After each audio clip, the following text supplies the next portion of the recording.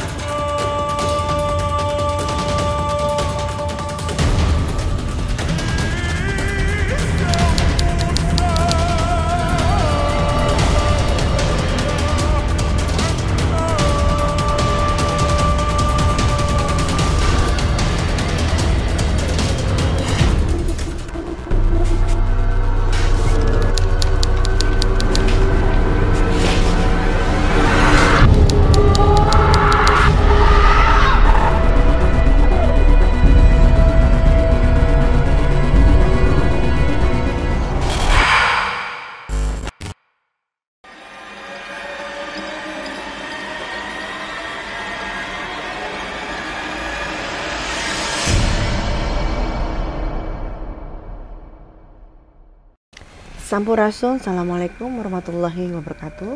Jumpa lagi dengan saya Feni Ramasutedi dalam segmen Kiamat Kisah Malam Jumat. Di dalam perjalanan manusia tentu ada pengalaman yang bisa dilupakan dan pengalaman yang tidak bisa dilupakan. Malam ini saya kedatangan sahabat kiamat. Tentunya sahabat kita ini membawa cerita untuk pemirsa di rumah. Nggak usah nunggu lama lagi, saya langsung kenalin saja siapakah sahabat kita malam ini. Assalamualaikum. Waalaikumsalam. Apa kabar? Baik. Alhamdulillah. Oke, untuk sebelum kita bercerita, mungkin kamu bisa perkenalkan dulu atau kamu punya media sosial apa, silakan. Oke, nama saya Yusuf. Nah, kebetulan saya cuma punya Instagram. Oke, silakan. Instagram saya namanya @dede_ahmad_yusuf. @dede_ahmad_yusuf. Oh, oke, tuh silakan. Boleh dicek IG-nya. Nah, jangan lupa juga untuk subscribe Feni Ramasutedi, like, share dan komen ya. Biar saya terus semangat membuat pemirsa di rumah cerita-cerita misteri dan segmen-segmen kita yang sebelum dari kiamat ini jejak leluhur Nusantara dan untuk segmen-segmen selanjutnya. Oke, Yusuf, itu awal kisah kamu itu pada tahun berapa? Kebetulan waktu itu di tahun 2011. Oke. 2011. Di mana? Nah, itu di Gunung Salak lokasinya. Di Gunung Salak, jalur pendakian dari Cidahu. Cidahu. Kalau Iya. udah dengar Gunung Salak, kita teringat pasti Gunung Keramat. Kita teringat dengan pesawat Sukhoi. Betul. Iya kan? Iya. Kita teringat ya banyak sekali kenangan-kenangan di sana di Gunung Salak. Oke, jadi kamu gimana ceritanya? Ya, jadi sebelumnya kita memang ada rencana sama teman-teman mau berangkat itu bertiga. Nah, jadi pas kita mau berangkat, kebetulan gunung itu lagi ditutup. Akhirnya kita udah sampai di sana, kita juga kan nggak mau sia-sia ya, karena gunung itu ditutup, takutnya kita pulang lagi, udah semua peralatan yang kita beli itu takut sia-sia.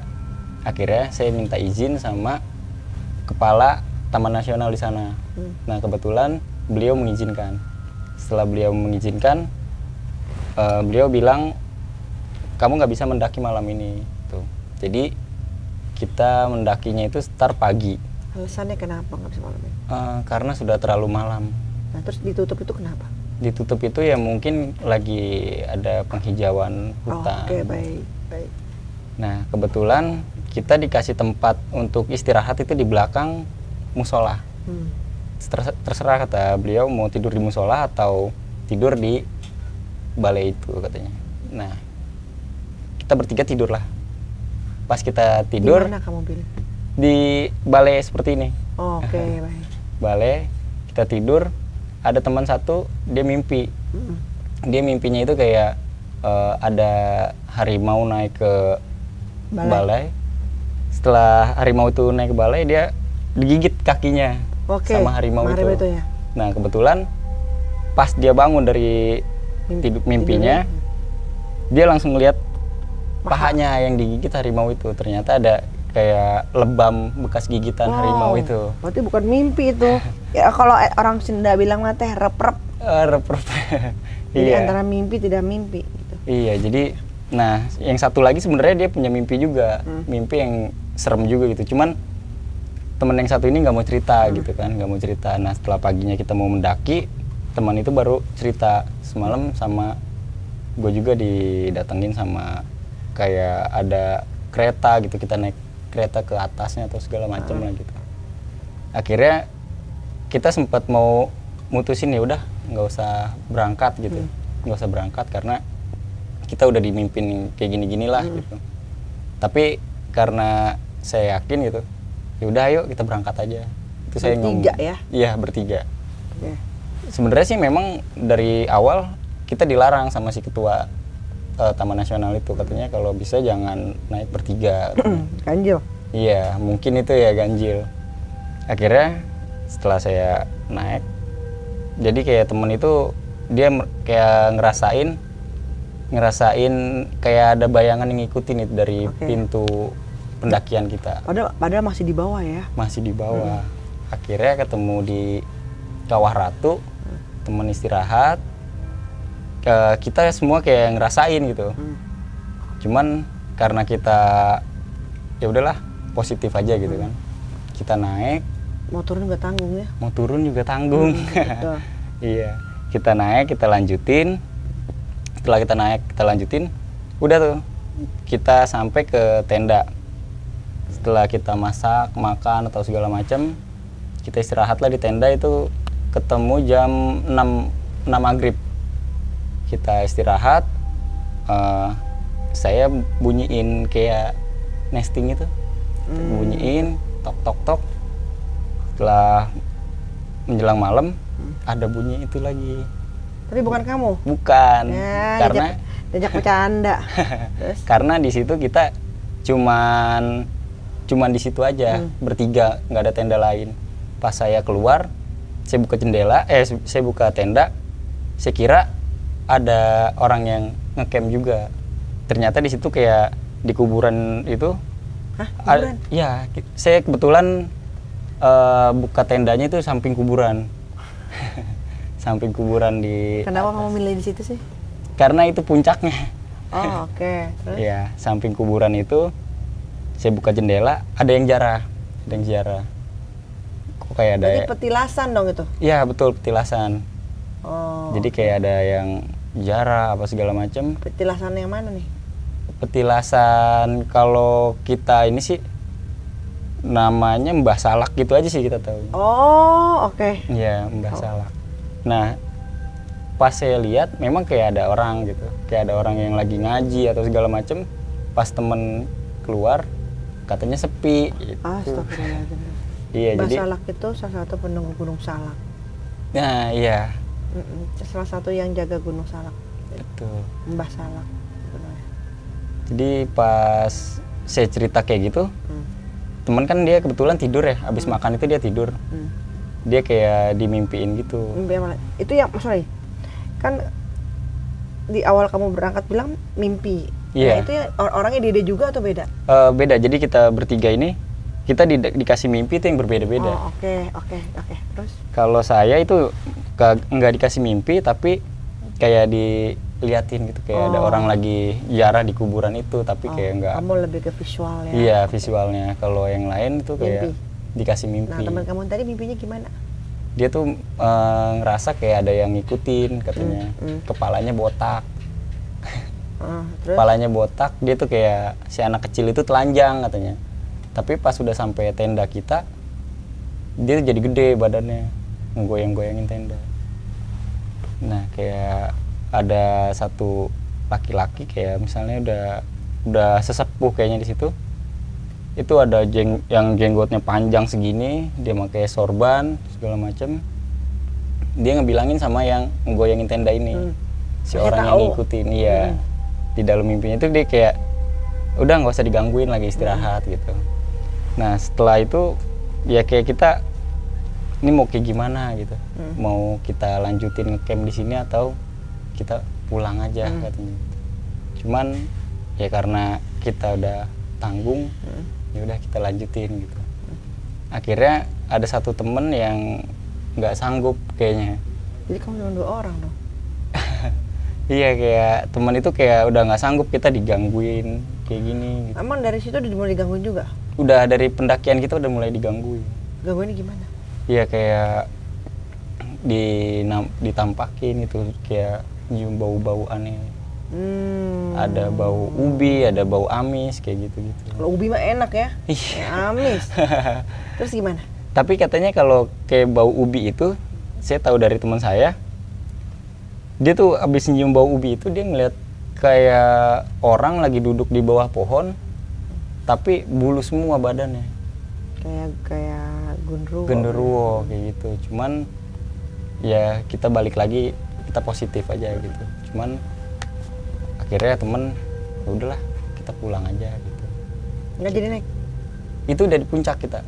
Oh, di puncak. Kita turun aja, nggak harus nunggu besok gitu. Kita turun aja sekarang. Tapi kalau di puncak itu banyak orang nggak sih? Kebetulan waktu itu kita doang, satu tenda. Kita doang. Cuman bertiga karena kan posisi gunungnya itu ditutup. Terus ya kamu udah tertutup lagi, niat naik juga sih. Ya, terus gimana? Karena kan kita juga niat awalnya hanya tafakur alam. Ya kita nggak ada pikiran buat sampai ke sana gitu. Ya kita cuman mau mendaki, kita pengen tahu gitu kan. Ya udah, akhirnya setelah temen yang satu minta pulang, yang satu lagi minta pulang juga, nih mau nggak mau saya juga beres-beres gitu. Oh gitu? Iya. Ya iyalah udah seperti itu. Iya. Akhirnya pas kita beres-beres, ternyata itu bukan jalan keluar buat kita. Kenapa? Karena kan kita turunnya itu jam 11 malam. Terus? Nah akhirnya setelah jam 11 malam itu kayak jalanan semua itu sama. Jalanan, iya kayak jalurnya itu semuanya sama gitu. Oh oke. Akhirnya kita sampai 5 kali muter di situ. Di situ lagi gitu. Balik lagi. Balik lagi. Saya udah ambil jalur yang kiri, ketemunya di situ. Gitu. Saya ambil jalur lurus, ketemunya di situ. Kita lurus lagi, tembusin lurus lagi, ketemunya di situ lagi. Jadi intinya kamu kayak nggak boleh pulang. Terus? Nah, saya juga nggak. Itu waktu saat itu? Dari jam 11 malam, saya baru ketemu jalan itu jam 4 subuh. 11 malam? Baru ketemu jalan. Wow, lama banget itu. Baru menjelang mau subuh baru kamu ketemu. Iya. Terus? Nah, akhirnya pas sudah ketemu ya mungkin ada salah satu temen kayak dia baru ketemu gerbang pendakian di bawah gitu ya. Dia bilang kayak gini, kayaknya gue udah nggak bakalan mau kesini lagi deh katanya gitu. Gue nggak mau kesini lagi. Kita diam aja tuh. Nah, ini gunungnya terlalu angker katanya gitu. Maksudnya kita tuh ya kalau mau kesini kita ramean aja deh gitu. Kalau cuma bertiga kayak gini kayaknya enggak deh kata dia. Iya. Ya udah, kata saya kita jalan pulang dulu aja. Padahal itu dari gerbang itu ke pos Taman Nasional itu masih sekitar 3 kilo. Dia ngomong gitu, kita cuci-cuci kaki atau segala macem. Nah saya kebetulan senter ke atas tuh. Namanya masih gelap ya, senterin ke atas. Itu tuh kayak ada dari pohon itu kayak ada yang ini, kayak ada yang jatuh ranting atau gimana. Pas kita jalan terus ternyata kayak ada ya semacam kayak gitu. Kita ngelihat semua. Apa tuh? Ya itu yang tadi saya bilang, yang badannya banyak bulunya semua, itu nampakin lagi. Nampakin gitu. lagi, terus? Nampakin lagi, itu bener-bener mukanya hancur. Gede nggak? Kalau gede sih nggak, cuman bau. Aduh. Pastilah mereka bau tuh. Iya. Terus? Ya Bau dari amis. Baunya sih nggak amis banget kayak yang lain gitu. Maksudnya kayak batang pohon kebakar, cuman Oh, jadi kamu lebih bau kebakar gitu. iya, bau kebakar gitu. Benar, jenisnya dia. Terus? Ya akhirnya ya udah kita jalan lagi. Teman saya nangis. Teman saya udah nangis, sudah pokoknya kita nungguin di sini sampai pagi lah gitu, sampai pagi. Nangis kenapa? Iya karena diliatin yang seperti itu Oh, terus. jadi semuanya ngelihat? Semuanya ngelihat, kita semua ngelihat. Itu di atas pohon? Di atas pohon ada, terus ada yang di sebelah kanan saya juga ada juga. Yang berbulu juga? Kalau yang sebelah kanan enggak, dia yang kepalanya botak itu. Kepala botak, badan? Badannya kurus, kecil, kakinya panjang. Dia cuma pakai sempak doang. Iya. Gitu. Nah makanya Itu jin. oh itu jin ya. Saya kira itu tuh kayak tuyul gitu. Bukan ya? Jin. Oh, bukan. Makanya, Kecil kan? Kecil iya. banget kan, ke atas gitu kan. Ini Iya. tinggi. Kakinya ini, panjang, Ini iya. tinggi kan. Ini kesini pendek maksudnya Iya, gitu. betul, Iya betul, kan, iya. gitu panjang. Betul. Botak gitu Botak. ya. Iya, botak licin kan. Benar. Nah, Tadi ada wah itu ya. Terus? iya jadi kayak udah dia maunya di situ aja gitu, nggak mau kemana-mana gitu sampai pagi. Siapa tahu udah pagi mah kita walaupun gak ada motor yang lewat, kita masih berani jalan gitu. Cuman ya udah nggak ini, kita daripada di sini salah di situ salah, ya mendingan kita jalanin lagi gitu. Tapi dia nggak ngeganggu ya, yang botak itu? Kalau yang botak itu di atasnya, pas di atas itu ngeganggu. Iya, karena biasanya dia tuh ganggu. Iya, usil dia. Usil banget. Istilahnya ya seneng aja gitu kan, karena dia emang job desk-nya dia emang di situ untuk nakut-nakutin, usil. Atau mungkin dia karena ada temen ya? Enggak, sensi kayak orang ngeliat sensi, ada orang datang, siapa sih lo gitu loh, kayak gitu. Oh gitu, iya. Sensi wilayah. Sensi wilayah. Sensi senior. Iya, Nah, rasis. Rasis dia setan jenis rasis kayak gitu. Iya. Udah kebayang uninya kecil banget, kursinya juga kurus banget. Iya, benar. Botak, pokoknya jelek banget, matanya gede. Matanya gede, palanya juga agak gede. Iya kan? Dia kayak orang gizi buruk. Iya, matanya gede, terus lebih pokoknya nggak make sense lah dengan wajahnya. Iya, betul. Ya, dengan bentuk bulatan palanya tuh nggak make sense juga gitu. Iya. Ya bibirnya sih normal kayak bibir kita aja. Cuma kalau kamu perhatiin kupingnya kayaknya. Kalau kuping sih saya nggak lihat. Kalau sampai ke kupingnya nggak lihat, karena kan kita mau ngeliatin itu kayak Males. Biasanya kupingnya ada tonjol dikit nih. naik gitu ya.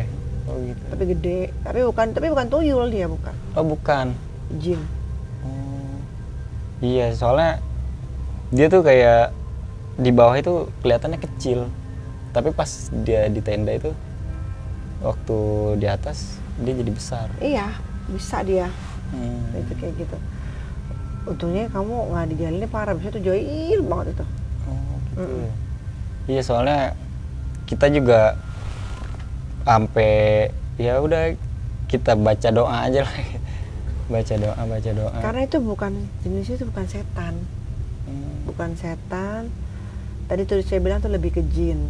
Kalau setan mah istilahnya gampang lah bisa gitu. Kalau jin tuh kadang-kadang suka jahil. Iya. Jadi keputusan kamu akhirnya pulang ya? Akhirnya pulang. Bagus. Karena di situ tuh ada black hole tuh, benar, saya udah pernah liatin. Oh, di sana? Kalau ke sana, kalau kamu ketika Halimun turun, kalau bisa naik tuh jangan pas Halimun turun. Kalau Halimun turun, jarak mata memandang sini nggak kelihatan. Iya betul, saya ngerasain kayak gitu. Sini kamu situ, Iya. itu Halimun lagi turun tuh, itu keluar tuh. Kalau Halimun turun, mereka keluar. Iya. Makanya kadang-kadang kita bisa ngeliat mereka nggak bisa ngeliat kita. Terus kita panggil mereka nggak denger karena mereka udah dikedap suara, itu black hole namanya. gede black hole tuh energi. Oh.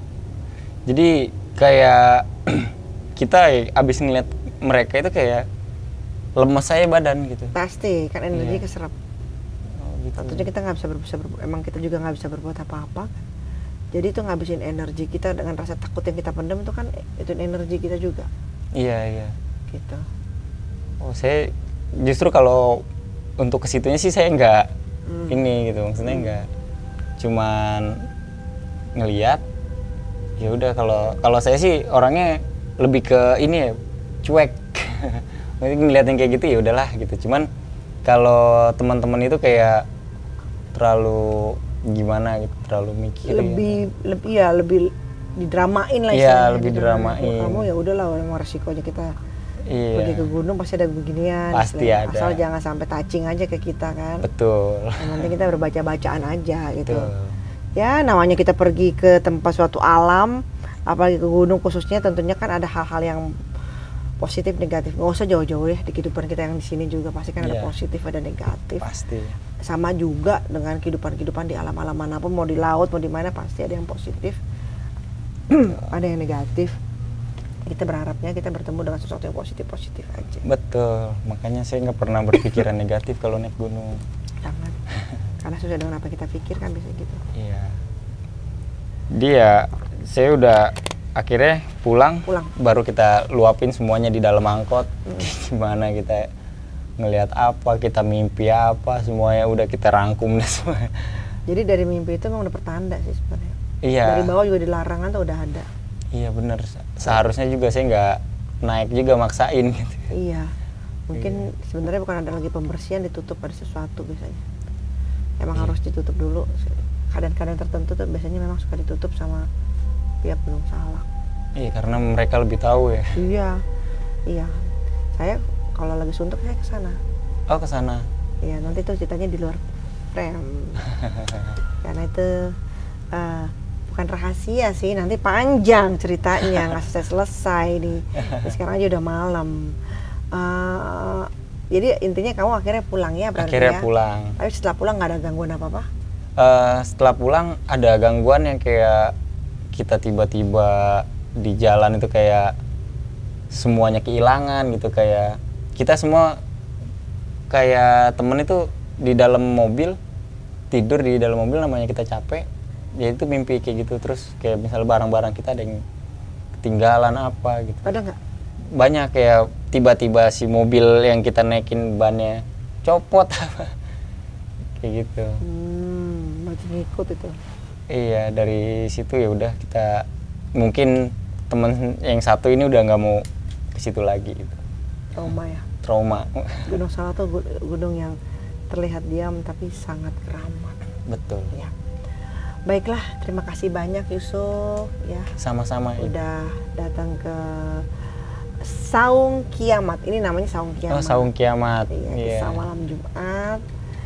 Karena memang untuk segmen sebelumnya memang kan saya jejak leluhur Nusantara dan biasanya lebih mengeksplor untuk sejarah-sejarah Nusantara, napak tilasnya, sejarahnya dan misterinya. Tetap ada misterinya, nggak mungkin nggak ada lah, namanya leluhur ya. Iya. Dengan cita-citanya dia menarik, nggak mungkin pada zaman itu tidak ada misteri. Ya. Baiklah pemirsa, sudah malam sekali hari ini. Semoga pemirsa menyukai video yang Yusuf berikan kepada pemirsa di rumah. Dan saya tutup video malam ini. Jangan lupa di like, subscribe, dan share and comment. Oke pemirsa, tunggu video kita selanjutnya. Sampurasun, assalamualaikum warahmatullahi wabarakatuh. Salam sehat.